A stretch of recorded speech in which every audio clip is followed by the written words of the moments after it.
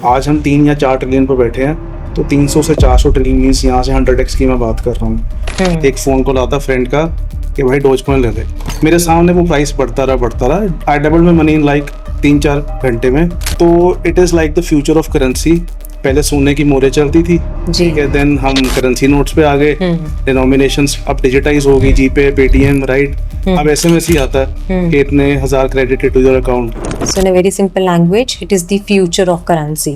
Trading करते करते I made a big loss, right. और कभी भी ट्रेडिंग मत करो, क्योंकि अगर आप ट्रेडिंग करते हो और नुकसान करते हो तो उस नुकसान को पूरा करने के लिए आप फिर से ट्रेड करोगे तो पेशेंस है क्या लोगों के पास? आजकल तो लोग कहते हैं लाइफ का क्या भरोसा, आज है कल नहीं है, तो 20-25 साल कैसे वेट करेंगे वो?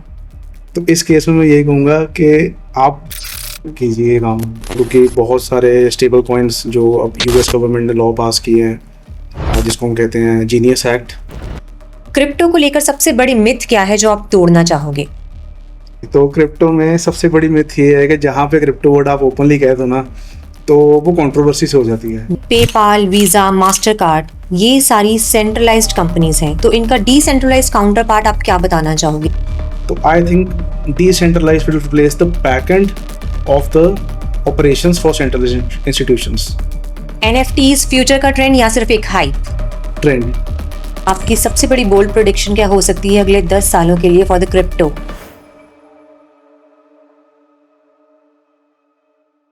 So let's learn from the doer himself. Welcome to the boom table, sir. Thank you Tania. Okay, तो आपका क्रिप्टो का सफर कैसे शुरू हुआ? तो मेरा तो बहुत ही ना जैसे एकदम अब्रप्ट था, लाइक कोई मेरा इंटरेस्ट नहीं था। पहले आई वाज जस्ट सिटिंग, एक फ़ोन कॉल आता फ्रेंड का कि भाई डोजकॉइन ले ले, and I get my KYC done with WazirX and everything करके तो डोजकॉइन ले लिया। मेरे सामने वो प्राइस बढ़ता रहा। आई डबल में मनी इन लाइक 3-4 घंटे में।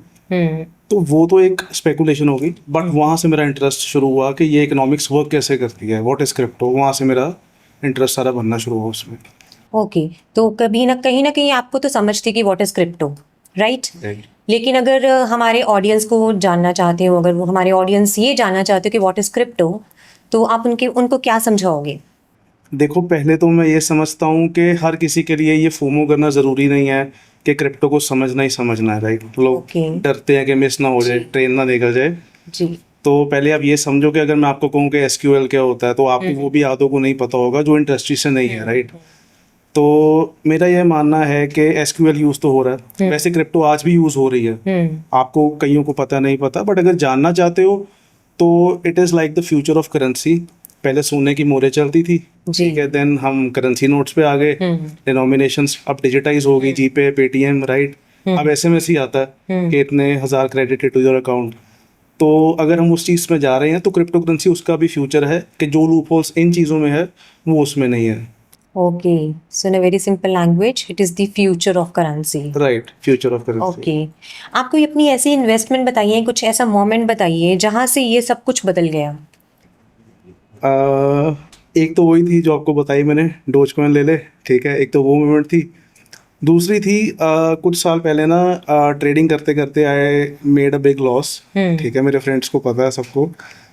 तो वहाँ पे व्हाट आई डिड इज मैंने सीखना शुरू किया। उससे पहले तो सब विद द फ्लो जा रहा था, फिर मैंने एक्चुअली चार्टिंग में आया, सब कुछ आया, इकोनॉमिक्स पढ़ना शुरू किया।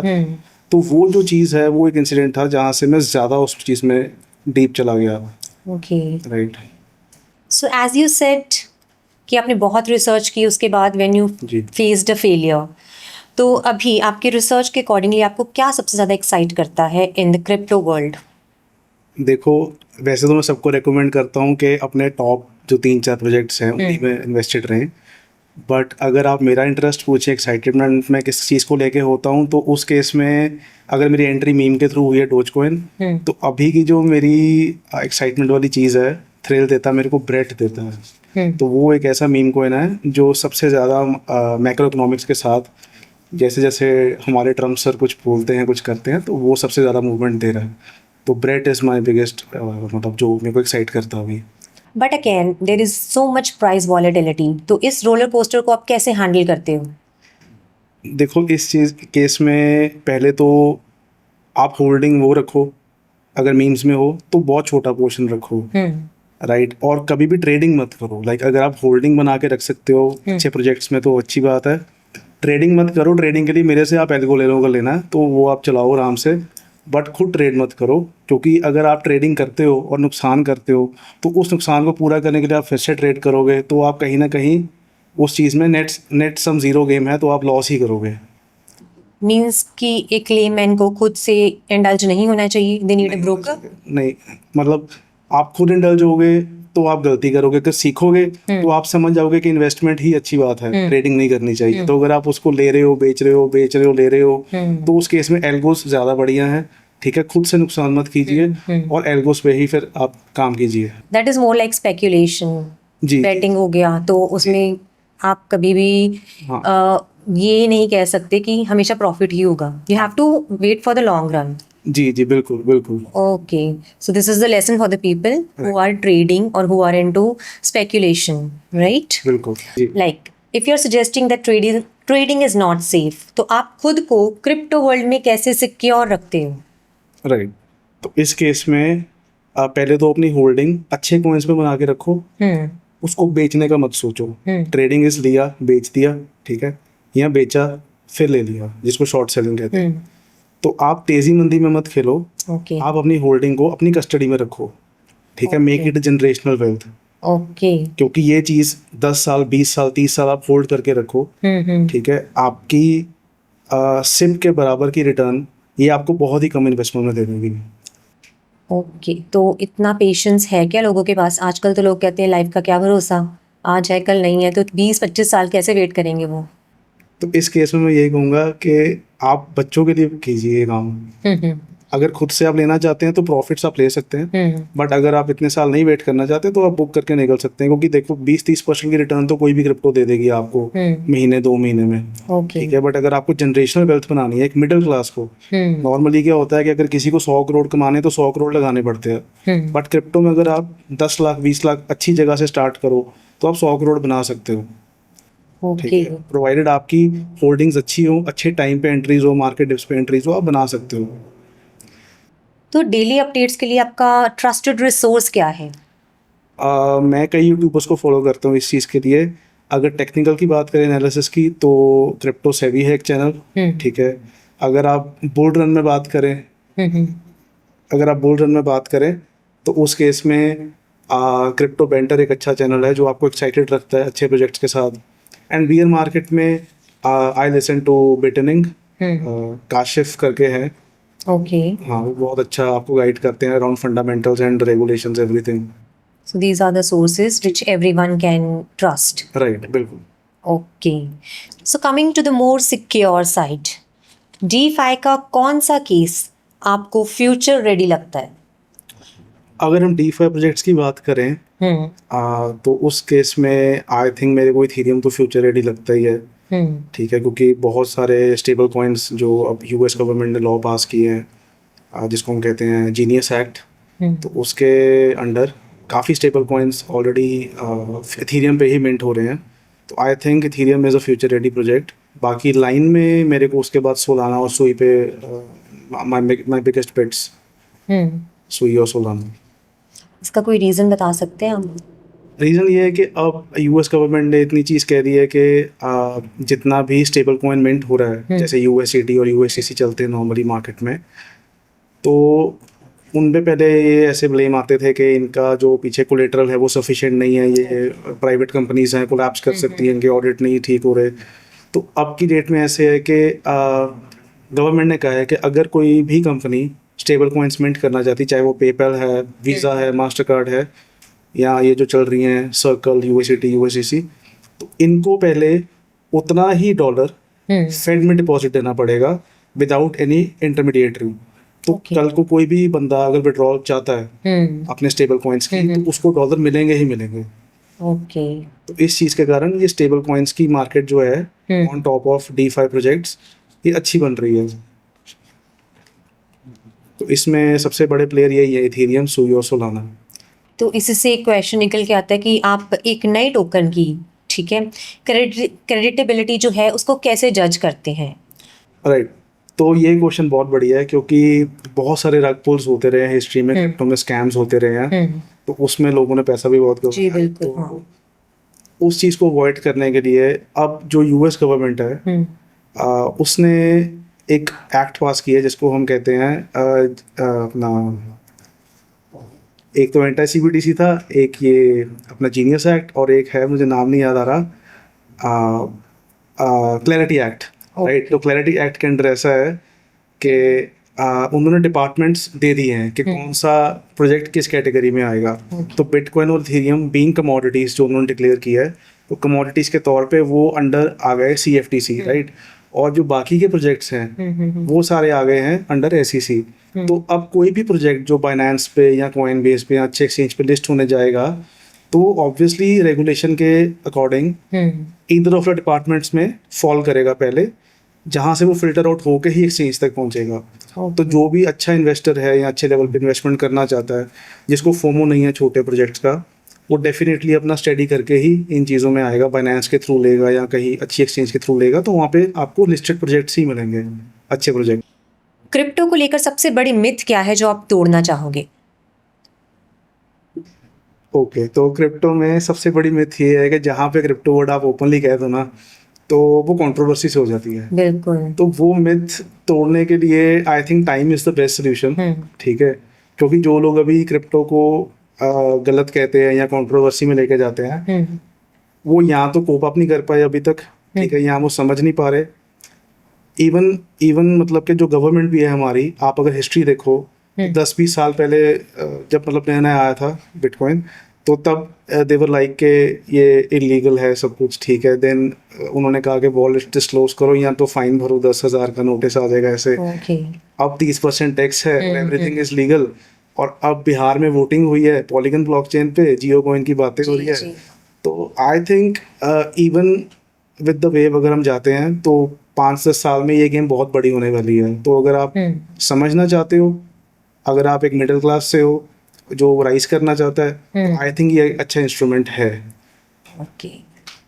जैसे आपने बात की बहुत सारे रेगुलेशंस के बारे में, तो आपके लिए जो रेगुलेशंस हैं वो कोई बैरियर है या एक ब्रिज है? मेरे लिए रेगुलेशंस एक ब्रिज है, क्योंकि बीइंग अ गुड सिटीजन मैं ये समझता हूँ कि गवर्नमेंट के हिसाब से चलना चाहिए, ओके। राइट। और मोर ओवर अब इंडिया के अलावा यूएस में भी जो रेगुलेशंस आई हैं पिछले ही ट्रम्प के बाद, तो आई थिंक कहीं ना कहीं ये रिटेल इन्वेस्टर्स इंस्टीट्यूशंस को जो पैसा लेकर बैठे थे, अब वो उसको इंजेक्ट करने जा रहे हैं। तो आई थिंक रेगुलेशंस हमेशा ही ब्रिज है, क्योंकि बहुत सारे लोग ऐसे हैं जो इंस्टीट्यूशनल लेवल पे चाहते हैं कि हमें रेगुलेशंस दी जाए, क्लैरिटी दी जाए उस चीज़ की। Okay, fine. तो अगर आपको एक चीज करनी हो जो पूरे इकोसिस्टम को चेंज कर दे, सो वो क्या होगी? अगर मेरे पास वो रिसोर्सेज हों और सब कुछ हो, तो आई थिंक एक अच्छा वॉलेट मिसिंग है इंडस्ट्री में।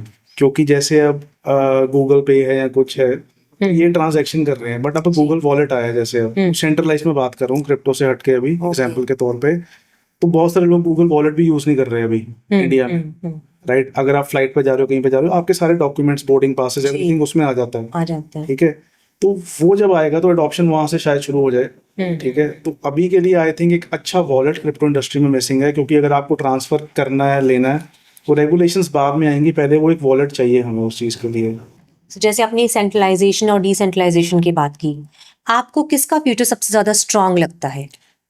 आई थिंक दोनों हैंड इन हैंड चलेंगे। ओके। तो फ्रंट एंड पे सेंट्रलाइज्ड होगा रिटेल के लिए, और बैक एंड पे डिसेंट्रलाइज्ड होगा। ओके। जो लोग टेक्निकली साउंड इनफ हैं, वो डिसेंट्रलाइज को डायरेक्टली ऑपरेट कर सकते हैं, राइट। बट जो मास एडॉप्शन है वो सेंट्रलाइज से ही होनी चाहिए और वहाँ से ही होगी। तो आई थिंक जैसे आप बाइनेंस की बात करते हैं, तो फ्रंट एंड पे वो एक सेंट्रलाइज्ड कंपनी है बाइनेंस, बट पीछे जो पूरा इंफ्रा यूज कर रही है, वॉलेट से लेके हर चीज़ का, ट्रांजैक्शंस का, स्वैप्स का, डीफाई का, वो सारा डिसेंट्रलाइज पे ही चल रहा है, राइट। तो मेरे को लगता है कि फ्यूचर में सेंट्रलाइज एक्सचेंजेस होंगी या बैंक्स होंगे, सब कुछ होगा, ऐसे ही होगा। बट पीछे जो बैंक्स की अब स्विफ्ट चलती है, जैसे 3-4 दिन में इंटरनेशनल पेमेंट आ रही है, तो वो पेमेंट आपकी with in span of seconds या मिनट्स में आ जाएंगी, डिपेंडिंग अपॉन आप कौन सी चेन चूज करते हो। तो I think decentralise will replace the back end of the operations for centralised institutions. Okay, so it's a very informative thing which you have told us. जैसे PayPal, visa, master card, ये सारी centralised companies हैं, तो इनका decentralised counter part आप क्या बताना चाहोगे, क्या है? तो जैसे मैंने आपको बताया कि मेरे ख्याल से ये इंडस्ट्री हैंड इन हैंड, क्योंकि देखो फ्यूचर है, तो मेरे ख्याल से ये हैंड इन हैंड चलेगी। तो जैसे हम देख पा रहे हैं कि वीज़ा, मास्टर कार्ड, पेपाल ने तो अपना स्टेबल कॉइन निकाल भी दिया है, PYUSD के नाम से है, जी। सर्च कर लेना। ठीक है, अब वीज़ा, मास्टर कार्ड जैसी companies, MoneyGram is using ripple in the back and, ठीक है, XRP। तो ये पार्टनरशिप्स कहीं ना कहीं चल रही हैं। तो अगर पार्टनरशिप चल रही है तो that means hand in hand है। तो बैक एंड कितना सीमलेसली आपके डेटाबेसेस जो कन्वेंशनल है वहाँ से निकल के कब आप क्रिप्टो पे स्विच कर जाओगे, एक नॉर्मल यूज़र को शायद वो डिफरेंस सिर्फ स्पीड या कन्वीनियंस में फील होगा, बट उसको उसमें इन्वेस्ट होना या उसको डायरेक्टली फेस करना नहीं पड़ेगा। वो आपको नॉर्मल इंटरफेस, वही वेबसाइट, सब कुछ वैसे ही चलेगा, बट बैक एंड पे it's gonna be all blockchain and crypto. ये मेरे को लगता है। तो जो स्टेबल कॉइन्स हैं उनका क्या फ्यूचर है? देखो, स्टेबल कॉइन्स का फ्यूचर तो है ही है, क्योंकि जैसे जैसे मास अडॉप्शन होगी तो स्टेबल कॉइन ही करेंसी बन जाएंगी। तो हो सकता है जो अब CBDC की बात कर रही थी कंट्रीज, ठीक है, तो अब US ने एंटी CBDC लॉ पास कर दिया, राइट। तो उन्होंने अपना डॉलर तो हटा ही दिया उस चीज़ से, ठीक है। तो अगर डॉलर हट गया, उसके बदले में वो कह रहे हैं कि आप डॉलर हमको डिपॉजिट दो और हमारे से क्रिप्टो का परमिशन ले लो। अगर आपने $1 मिलियन डिपॉजिट दिया फेड को, आप 1 मिलियन स्टेबल कॉइन मिंट कर सकते हैं एज अ कंपनी। तो उन्होंने तो CBDC से हट के स्टेबल कॉइन पे आ गए। ओके। तो अगर बाकी कंट्रीज भी इसको फ्यूचर समझेंगी, कल को हो सकता है ₹रुपए की जगह आपको समथिंग लाइक रुपी टेथर मिल जाए। वो ज़्यादा कन्वीनियंट रहेगा लोगों के लिए। Okay. So let's move towards our quick fire questions round. Let's start. Right. Eid, Solana या कोई और जो लीड करेगा स्मॉल कॉन्ट्रैक्ट्स के गेम को? स्मार्ट कॉन्ट्रैक्ट्स में आई फील सोलाना लीड करेगा, क्योंकि जब इथीरियम, चलो let's make it rapid fire या ना, जी। बाद में समझाऊंगा। NFTs फ्यूचर का ट्रेंड या सिर्फ एक हाइप? ट्रेंड। एक DeFi या ब्लॉकचेन प्रोजेक्ट जो लोगों को पता होना चाहिए? I think SUI is very underrated at the moment. SUI।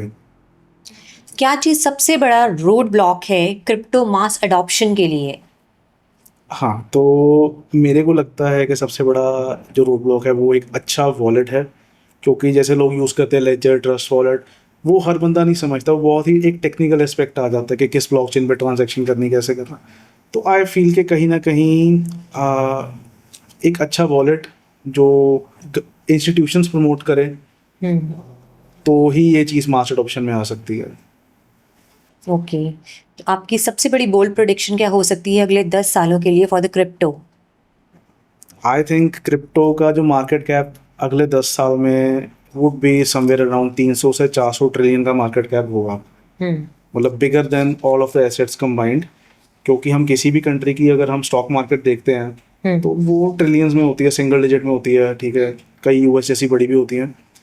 But अगर क्रिप्टो में पैसा कंबाइंड लग रहा है सभी कंट्रीज़ का, मतलब कोई छोटे से गांव में से पैसा डाल रहा है, कोई बड़े बड़े न्यूयॉर्क के ट्रेड सेंटर्स में बैठे हुए हैं, तो जब वो सब वॉल्यूम ऐड होगी तो आई फील के वो कहीं ना कहीं 300-400 ट्रिलियन पे जाके बैठेगी। क्योंकि अभी तक हमने मूवमेंट देखी नहीं है क्रिप्टो में, अभी तक इंस्टीट्यूशंस ने भी स्टेप इन नहीं किया। ओके। तो आई फील के यहाँ से आज हम 3 या 4 ट्रिलियन पर बैठे हैं, तो 300 से 400 ट्रिलियन मीन्स यहाँ से 100x की मैं बात कर रहा हूँ। और अभी भी हम लेट नहीं हैं, क्योंकि जब बिटकॉइन का रिस्क कर्व स्टार्ट हुआ था तब बिटकॉइन सस्ता था बट रिस्की था। और आज आप देखो, जब वॉर लगी है, सब कुछ हुआ है, इतना कुछ हुआ, तो बिटकॉइन कितना क्रैश हुआ? Not more than 10%। जबकि स्टॉक्स, अच्छे अच्छे स्टॉक्स 20-30% गिर गए। जी। तो आई थिंक बहुत बड़ी गेम है अभी तो लोगों को समझ आनी शुरू हुई है, अभी पार्टिसिपेशन नहीं स्टार्ट हुई। So thank you so much for joining us and sharing such a valuable financial insight with us. Thank you, ma'am. Thank you for having me. You're welcome, sir.